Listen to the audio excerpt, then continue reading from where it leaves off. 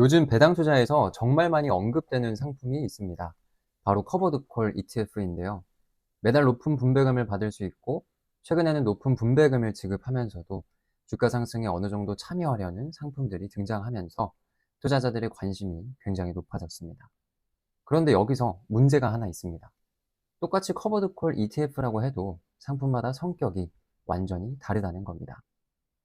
어떤 상품은 높은 현금 흐름을 만들기 위해서 주가 상승 여력을 상당 부분 포기하고, 어떤 상품은 옵션 전략을 다르게 가져가면서 분배금과 주가 상승을 동시에 추구하기도 합니다. 그래서 단순히 분배율 제일 높은 게 좋은 거 아닌가? 이렇게 접근하면 생각했던 것과 전혀 다른 결과가 나올 수 있습니다. 오늘은 복잡한 이야기는 최대한 빼고 커버드 콜 ETF를 이해하기 쉽게 1세대, 2세대, 3세대로 나눠서 각각 어떤 차이가 있는지 이야기해 보겠습니다. 먼저 한 가지 말씀드리면 1세대, 2세대, 3세대라는 표현은 금융업계에서 사용하는 공식적인 분류는 아닙니다.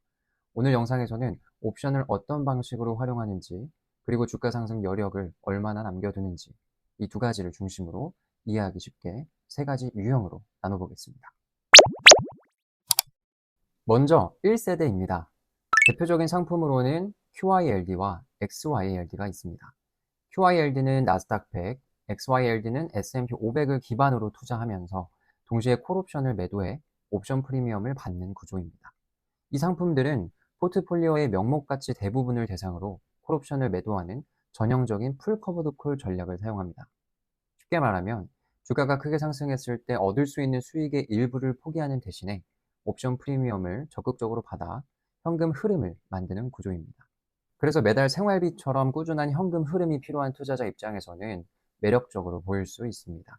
하지만 단점도 명확합니다. 바로 강한 상승장에서 수익이 제한될 수 있다는 점입니다.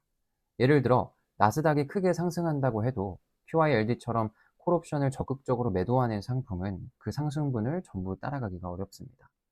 결국 1세대 커버드 콜은 자산의 높은 성장보다는 현재 발생하는 현금 흐름을 중요하게 생각하는 투자자에게 조금 더 가까운 상품이라고 볼 수 있습니다. 다음은 2세대입니다.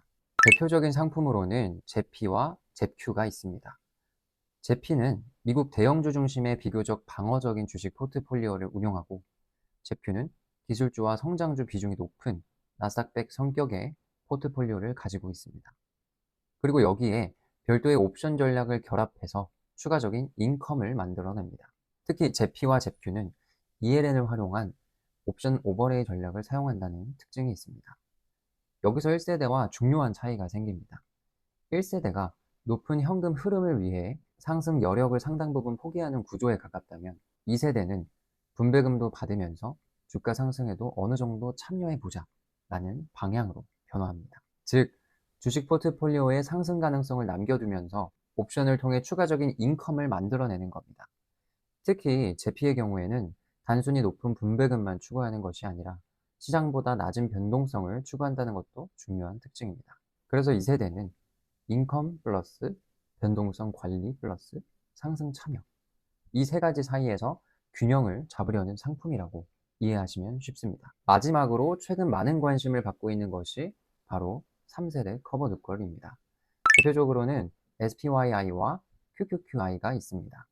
SPYI는 S&P 500, QQQI는 나스닥 100을 기반으로 포트폴리오를 구성합니다. 이 상품들의 가장 큰 특징은 옵션 전략을 보다 유연하게 운용한다는 점입니다.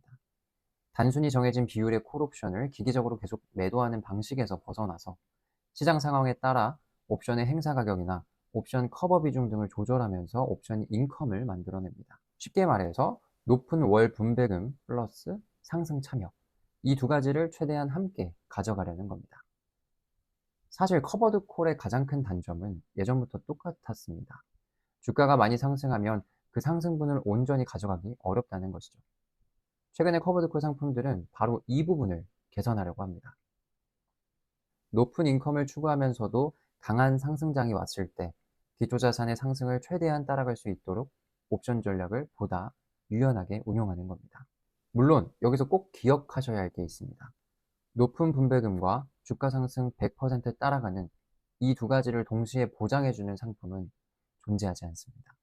옵션 프리미엄을 받는 이상 어떤 형태로든 기회비용은 당연히 발생합니다. 다만 예전처럼 분배금을 많이 받으려면 상승은 포기해야 한다. 에서 높은 인컴을 추구하면서 상승 참여도 최대한 남겨보자 쪽으로 전략이 변화하고 있는 겁니다. 여기까지 듣고 나면 이런 생각이 들 수 있습니다.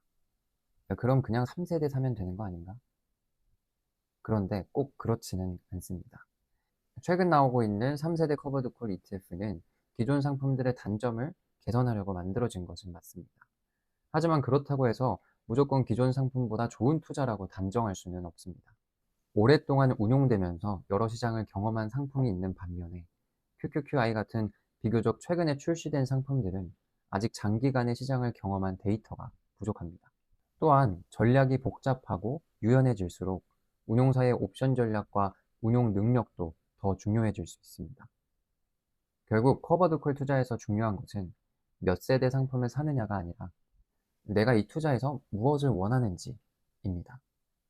당장 매달 들어오는 현금 흐름을 중요하게 생각하는 투자자와 분배금도 받으면서 장기적인 자산 성장까지 중요하게 생각하는 투자자는 당연히 선택하는 상품이 달라질 수 있습니다.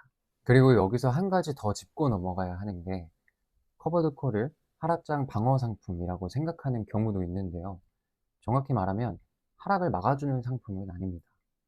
옵션을 매도하면서 받은 프리미엄이 있기 때문에 기초자산이 하락했을 때 손실 일부를 완충하는 효과는 기대할 수 있으나 기초자산이 크게 하락하면 커버드콜 ETF 역시 충분히 큰 폭으로 하락할 수 있습니다. 즉 방어가 아니라 완충에 가까운 거고 이 부분은 꼭 구분해서 생각하셔야 합니다. 저도 커버드콜 ETF를 볼 때 처음엔 분배율이 몇 %인지에만 초점을 두었지만 이제는 이 상품이 주가 상승장에서 얼마나 따라갈 수 있는지, 어떤 방식으로 옵션 프리미엄을 만들어내는지, 그리고 분배금을 받으면서도 기초자산의 가치가 장기적으로 유지될 수 있는지를 봅니다. 왜냐하면 장기 투자는 결국에 내 통장에 얼마가 들어왔는가도 중요하지만 내 자산이 결국 얼마가 남았는가도 중요하기 때문입니다. 높은 분배금만 보면 커버드콜 ETF는 굉장히 매력적으로 보입니다. 하지만 구조를 조금만 들여다보면 같은 커버드콜 ETF라도 성격이 상당히 다르다는 것을 알 수 있습니다. 마지막으로 오늘의 핵심은 바로 내가 이 투자에서 무엇을 원하는가입니다. 나는 지금 당장의 현금 흐름을 더 중요하게 생각하는지 아니면 장기적인 총수익률을 더 중요하게 생각하는지 그리고 높은 분배율을 발견했다면 꼭 한 가지를 더 확인해 보세요. 이 분배금은 어떤 구조로 만들어지고 있는지. 분배율이 높다는 이유만으로 좋은 ETF가 되는 것도 아니고 최신 상품이라는 이유만으로 무조건 더 좋은 ETF가 되는 것도 아닙니다.